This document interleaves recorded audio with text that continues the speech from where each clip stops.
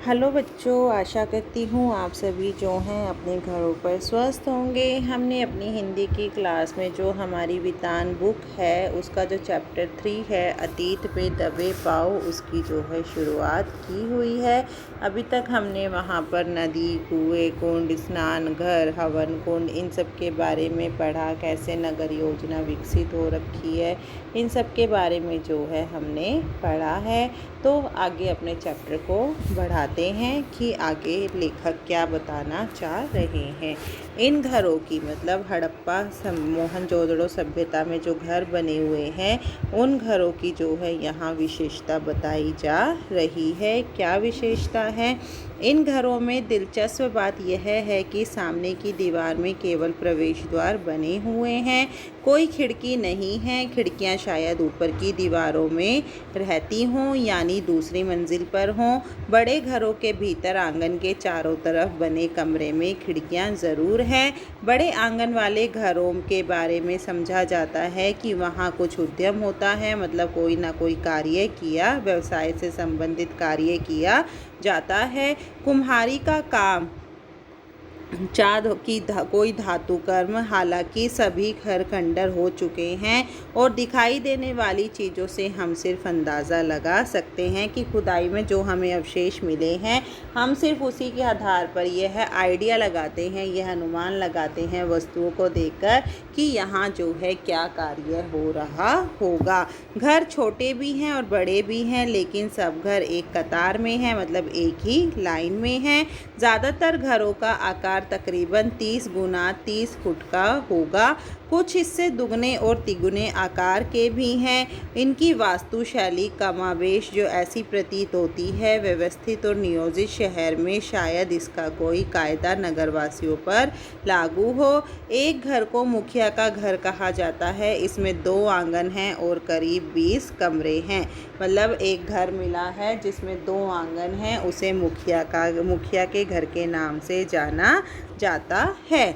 आगे क्या कहते हैं लेखक? DKBC हल्का आगे पूरब में है, जहां दाढ़ी वाले याजक नरेश की मूर्ति इसी तरफ के एक घर से मिली थी। मतलब एक मूर्ति मिली थी जो एक राजा की है और जिस पर दाढ़ी बनी हुई है। DKG की मुख्य सड़क पर दक्षिण की ओर बढ़े 1.5 फरलांग की दूरी पर HR हल्का है। ये मैंने आपको पहले ही बताया था। जिसने जैसे जैसे खुदाई करी है उन्हीं के नाम पर जो है उस जगह का नाम रख दिया गया है। सड़क उसे 2 भागों में बांटती है। ये हल्का हेल्ड हरग्रीव्स के नाम पर है, जिन्होंने 1924 से 25 में राखलदास बनर्जी के बाद खुदाई करवाई थी। यहीं पर एक बड़े घर में कुछ कंकाल मिले थे, जिन्हें लेकर कई तरह की कहानियां बनती रही हैं। प्रसिद्ध नर्तकी शिल्प भी यहीं एक छोटे घर की खुदाई में मिली थी। मतलब एक नृत्य करने वाली औरत की मूर्ति भी मिली थी। इसके बारे में पुरातत्वविद मार्टिमर व्हीलर ने कहा था कि संसार में इसके जोड़ की दूसरी कोई चीज़ नहीं होगी। मतलब उस मूर्ति जैसी कोई दूसरी मूर्ति नहीं है। यह मूर्ति अब दिल्ली के राष्ट्रीय संग्रहालय में है।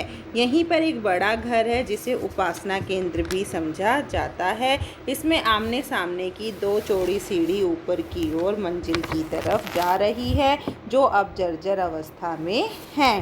पश्चिम में एक घड़ी के ठीक पीछे माधव स्वरूप वस्त्र के नाम पर VAS हिस्सा है। यहाँ पर रंगरेज कारखाना है, मतलब कपड़े रंगने का।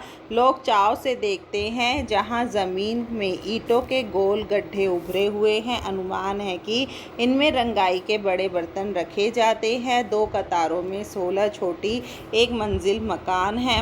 एक कतार मुख्य सड़क पर है, दूसरी पीछे की छोटी सड़क की तरफ है। सब में 2-2 कमरे हैं। स्नान घर यहाँ भी अब घरों में, बाहर बस्ती में कुएं सामूहिक प्रयोग किए जाते हैं। ये कर्मचारी या कामगारों के घर में रहे होंगे। मतलब उस कारखाने का यहाँ वर्णन किया गया है। मोहनजोदड़ो में कुओं को छोड़कर लगता है जैसे सब कुछ चकोर और आयताकार हो। नगर की योजना, बस्तियाँ, घर, कुंड, बड़ी इमारतें, ठप्पेदार मोहरे, चौपड़ या खेल की गोटियाँ तोलने के बाट आदि सब छोटे घरों में छोटे कमरे समझ में आते हैं, पर बड़े घरों में छोटे कमरे देखकर अचरज होता है। इसका अर्थ यह लगाया जाता है कि शहर की आबादी जो है बहुत ज़्यादा रही होगी। दूसरी तरफ यह विचार सामने आया है कि बड़े घरों में निचली मंजिल पर जो है नौकर चाकर रहते थे। ऐसा अमेरिका नेतृत्व शास्त्री ग्रेगरी पॉसेल का मानना है। बड़े घरों के आंगन में चौड़ी सीढ़ियाँ हैं। कुछ घरों में ऊपर की मंजिल के निशान हैं और सीढ़ियाँ नहीं हैं। शायद यहाँ लकड़ी की सीढ़ियाँ रही होंगी जो कालांतर में नष्ट हो गई हैं। संभव है ऊपर की मंजिल में ज़्यादा खिड़कियाँ झरोके साथ सज्जा रही हो। लकड़ी का इस्तेमाल भी बहुत ज़्यादा प्रयोग हुआ है, पूरे घर में होता है। कुछ घर के बाहर की तरफ सीढ़ियों के संकेत हैं। यहाँ शायद ऊपर या नीचे अलग अलग परिवार रहते होंगे। छोटे घरों की बस्ती में छोटी संगरी यानी कि भीड़ी सीढ़ियाँ हैं, उनके पायदान भी ऊंचे हैं। ऐसी जगह की तंगी की वजह से ही होता है कि जब जगह कम थी तब ऐसी जगहों पर ये सब बनाया जाता है। गौर किया कि मोहनजोदड़ो के किसी घर में खिड़कियां या दरवाज़ों पर छज्जों के चिन्ह नहीं हैं। गर्म इलाकों के घरों में छाया के लिए वहाँ आम प्रावधान होता है। क्या उस वक्त यहाँ इतनी कैड़ी धूप नहीं पड़ती थी? मुझे मोहनजोदड़ो की जानी मानी मोहरों के पशु याद आ गए। शेर, हाथी, गैंडा इस मरुभूमि में हो नहीं सकते। क्या उस वक्त यहाँ जंगल भी थे? यह तथ्य स्थापित हो चुका है कि यहाँ अच्छी खेती होती थी। पुरातत्वी शिरीन रत्नागर का मानना है सिंधुवासी कुओं ने सिंचाई कर लेते थे। दूसरे मोहनजोदड़ो की किसी भी खुदाई में नहर होने का प्रमाण नहीं मिला है। यहाँ बारिश उस काल में काफ़ी होती होगी। क्या बारिश घटने और कुओं के अत्यधिक इस्तेमाल से भूतल जल से भी पहुँच से दूर चला गया है? क्या पानी के अभाव में यह इलाका उजड़ गया है? उसके सिंधु घाटी की समृद्ध सभ्यता भी समाप्त हो गई है। मोहनजोदड़ो के इस रोज़ हवा बहुत तेज चल रही थी कि किसी बस्ती के टूटे फूटे घर के दरवाजे या खिड़की के सामने हम गुज़रते तो साए साए की ध्वनि यानी कि हवा चलने की आवाज़ और उसकी जो लय है वो साफ सुनाई पड़ती थी। वैसे ही जैसे सड़क पर किसी वाहन के गुजरते हुए किनारे की पटरी के अंतरालों में रह रहकर हवा लयबद्ध थपेड़े सुनाई देते हैं। सूने घरों में हवा की लय और ज़्यादा गूंजती है, इतनी कि कानों का अंधियारा भी सुनाई दे। कोनों का अंधियारा भी सुनाई दे, मतलब जो कोने कोने हैं उनकी भी हमें आवाज़ सुनाई दे रही थी। यहाँ एक घर से दूसरे घर में जाने के लिए जो है आपको किसी घर से वापस बाहर नहीं आना पड़ता था। आखिर सब खंडर है, यानी कि सब आपस में मिले हुए थे, वो खंडर हो चुके थे, तो आर पार जाने का वहाँ रास्ता बना हुआ था। सब कुछ खुला है, अब कोई घर जुदा नहीं है। एक घर दूसरे में खुलता है, दूसरा तीसरे में, जैसे पूरी बस्ती एक बड़ा घर है। लेकिन घर एक नक्शा ही नहीं होता, हर घर का चेहरा और संस्कार होता है। भले ही वहाँ 5000 साल पुराना घर क्यों ना हो, हम में कमोबेश हर कोई पाँव आहिस्ता उठाते हुए एक घर से दूसरे घर में बेहद धीमी गति से दाखिल होता है, मानो मन के अतीत को निहारने की जिज्ञासा ही न हो। किसी अजनबी के घर में अनाधिकार चहलकदमी का अपराध बोध भी है। मतलब अगर हम किसी के घर में जाते हैं तो हम ऐसे ही नहीं घुस जाते, जैसे भी हमारी सभ्यता है, परंपरा है, हम उसे ध्यान में रखते हुए ही जो है उस घर में प्रवेश करते हैं। जैसे किसी पराये घर में पिछवाड़े से चोरी छुपे घुस आए। सब जानते हैं यहाँ अब कोई बसने नहीं आएगा, लेकिन यह मोहनजोदड़ो के पुरातात्विक अभियान की ही खूबी थी कि मिट्टी में इंच दर इंच कंघी कर इस कदर जो है शहर उसकी गलियों घरों में ढूंढा और सहेजा गया है। यह एहसास हर वक्त आपके साथ रहता है, कल कोई यहाँ बसता था, ज़रूर यह आपकी सभ्यता और परंपरा है, मगर घर आपका नहीं है। अनचाहे मुझे मोहनजोदड़ो की गलियों या घरों में राजस्थान का ख्याल न आए, ऐसा नहीं हो सका, महज इसलिए नहीं कि पश्चिम में राजस्थान, सिंधु, गुजरात की दृश्यावली जो है एक जैसी लगती है। कई चीज़ें हैं जो मुझे यहाँ से वहाँ जोड़ देती है, जैसे हज़ारों साल पुराने यहाँ खेत, बाजरे ज्वार की खेती, मोहनजोदड़ो के घरों में टहलते हुए कुलधरा की याद आ गई। जैसे जैसलमेर के मुहाने पर पीले पत्थर वाले घरों वाला एक खूबसूरत गांव है, उस खूबसूरती में हरदम एक गर्मी व्याप्त रहती है। गांव में घर है पर लोग नहीं हैं। कोई 150 साल पहले राजा से तकरार पर स्वाभिमानी गांव का हर बाशिंदा रातों रात घर छोड़कर चला गया। दरवाजे असबाब पीछे लोग उठा ले गए, घर खंडर हो गए, ढहे नहीं। घरों की दीवारों पर प्रवेश और खिड़कियां ऐसी हैं जैसे कल की बात हो। लोग निकल गए, वक्त ही वक्त रह गया। खंडरों ने उसे थाम लिया है, जैसे सुबह लोग घरों से निकले हों, शायद शाम ढेर लौट आने वाले हों। राजस्थान ही नहीं, गुजरात, पंजाब, हरियाणा में भी कुएं, कुंड, गली, कच्ची पक्की ईंटों के कई घर आज भी वैसे ही मिलते हैं जैसे हज़ारों साल पहले। जॉन मार्शल ने मोहनजोदड़ो पर 3 खंडों में एक विशद प्रबंध छपवाया था। उसमें खुदाई में मिली ठोस पहियों वाली मिट्टी की गाड़ी के चित्र के साथ जो है सिंध में पिछली सदी में बरती जा रही ठीक उसी तरह की बैलगाड़ी का भी चित्र प्रकाशित हुआ है। तस्वीर से उन्होंने एक सतत परंपरा का इजहार किया। हालांकि कमानी या आरे वाले पहिए का आविष्कार बहुत पहले हो चुका था। जब मैं छोटा था हमारे गांव में लकड़ी वाले ठोस पहिए बैलगाड़ी से जुड़ते थे। दुल्हन पहली दफ़ा इसी बैलगाड़ी में ससुराल आती थी। बाद में हमारे यहाँ भी बैलगाड़ी में आरे वाले पहिए जुड़ने लगे। अब तो उसमें जीप के उतारू पहिए लगते हैं। हवाई जहाज़ से उतारे हुए पहिए बाज़ार में आने के बाद ऊँट गाड़ी नहीं है तो बल्कि उसका भी रूप बदल गया है। रेगिस्तान में जहाज़ से हवा के जहाज़ का ऐतिहासिक गठजोड़ है। हालांकि कहना मुश्किल है कि दुल्हन की सवारी के रूप में बैलगाड़ी या ऊँट गाड़ी अभी भी इस्तेमाल होती है या नहीं। हमारे मेज़बान ने ध्यान दिलाया कि मोहनजोदड़ो का अजायब घर भी देखना अभी बाकी है। खंडरों से निकलकर हम उस साबुत इमारत में आ गए, लेकिन प्रदर्शित सामान आपको खंडरों से निकल आने का एहसास नहीं देता है। अजायब घर छोटा ही है, जैसे किसी कस्बाई स्कूल की इमारत हो। मतलब कोई कस्बे का स्कूल है, उसे जो है अजायब घर बना दिया गया है। सामान भी ज़्यादा नहीं है।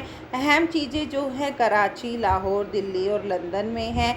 यूँ अकेले मोहनजोदड़ो की खुदाई में निकली पंजीकृत चीज़ों की संख्या 50,000 से भी ज़्यादा है, मगर जो मुट्ठी भर चीज़ें यहाँ प्रदर्शित हैं पहुँची हुई हैं सिंधु सभ्यता की झलक दिखाने को काफ़ी है। काला पड़ा हुआ गेहूँ, तांबे और कांसे के बर्तन, मोहरे, वाद्य, चाक और चाक पर बने विशाल मृद भांड, उन पर काले भूरे चित्र, चौपड़ की गोटियाँ, दिए, माप तोल पत्थर, तांबे का आईना, मिट्टी की बैलगाड़ी और दूसरे खिलौने, 2 पाटन वाली चक्की, कंघी, मिट्टी के कंगन, रंग बिरंगे पत्थरों के मनकों वाले हार और प्रत्यक्ष औजार, ये सब जो है अजायब घर में रखी हुई वस्तुओं के नाम बताए गए हैं। अजायब घर में तैनात अली नवाज़ बताता है, कुछ ये तैनात अली नवाज़ जो है अजायब घर में काम करते हैं। कुछ सोने के गहने भी यहाँ हुआ करते थे जो अब चोरी हो चुके हैं।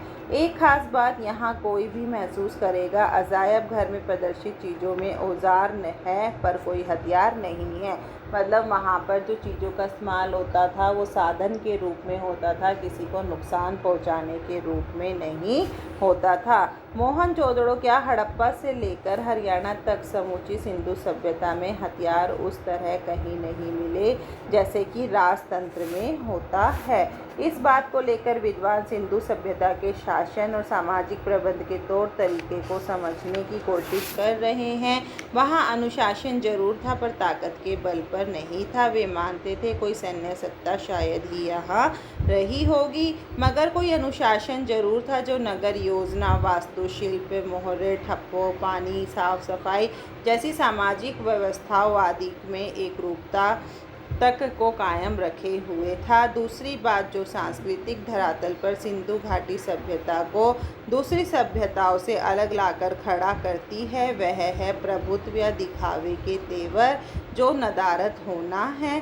दूसरी जगहों पर राजतंत्र या धर्मतंत्र की ताकत का प्रदर्शन करने वाले महल, उपासना स्थल, मूर्तियाँ, पिरामिड आदि जो है यहाँ सभी मिलते हैं। हड़प्पा संस्कृति में भव्य राजप्रासाद मिले हैं, न कि मंदिर, न राजाओं महंतों की समाधियाँ। यहाँ की मूर्ति शिल्प छोटे हैं और औजार भी।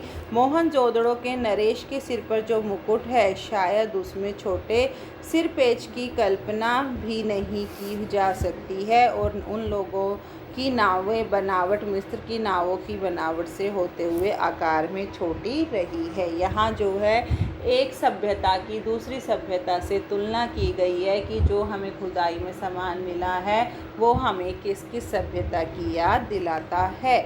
आज के मुहावरे में कह सकते हैं लो प्रोफाइल सभ्यता थी, लघुता में भी यह महत्ता अनुभव करने वाली संस्कृति है। मोहनजोदड़ो सिंधु सभ्यता का सबसे बड़ा शहर ही नहीं था, उसमें साधनों और व्यवस्थाओं को देखते हुए सबसे समृद्ध ही माना गया है।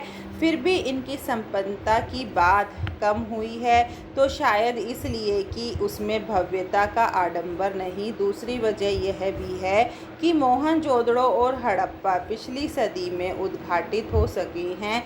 उनकी अनबुझ लिपि अभी भी सारे रहस्य अपने में छिपाए हुए है। सिंधु घाटी के लोगों में कला और सुरुचि का महत्व ज़्यादा था।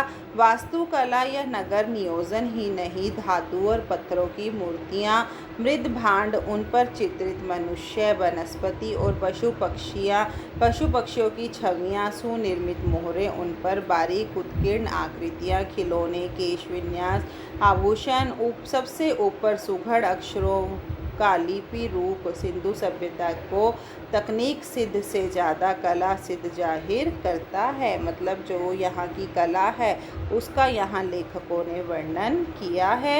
एक पुरातत्ववेत्ता के मुताबिक सिंधु सभ्यता की खूबी उसका सौंदर्य बोध है, जो राज पोषित या धर्म पोषित न होकर समाज पोषित है। यानी कि यहाँ पर न तो किसी एक राजा का अधिकार था, न किसी एक धर्म का अधिकार था, बल्कि जो कार्य किए जाते थे, जो निर्णय लिए जाते थे, वो समाज की भलाई के लिए, समाज के लोगों के लिए जाते थे।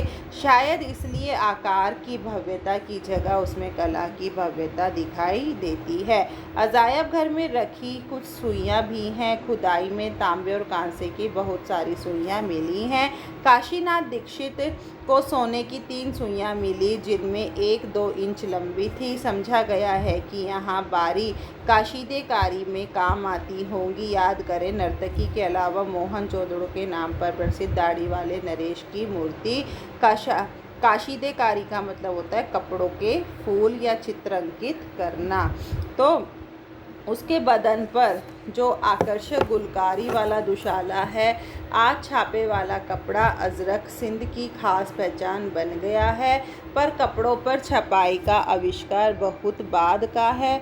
खुदाई में सुइयों के अलावा हाथीदांत और तांबे में सुइयाँ भी मिले हैं। जानकर मानते हैं इनमें शायद दरियाँ बुनी जाती थी। हालांकि दरी का कोई नमूना या साक्ष्य हासिल नहीं हुआ है, वह शायद कभी भी हासिल न हो, क्योंकि मोहनजोदड़ो में अब खुदाई बंद कर दी गई है। सिंधु के पानी के रिसाव से क्षार के कारण यहाँ दलदल की समस्या पैदा हो गई है।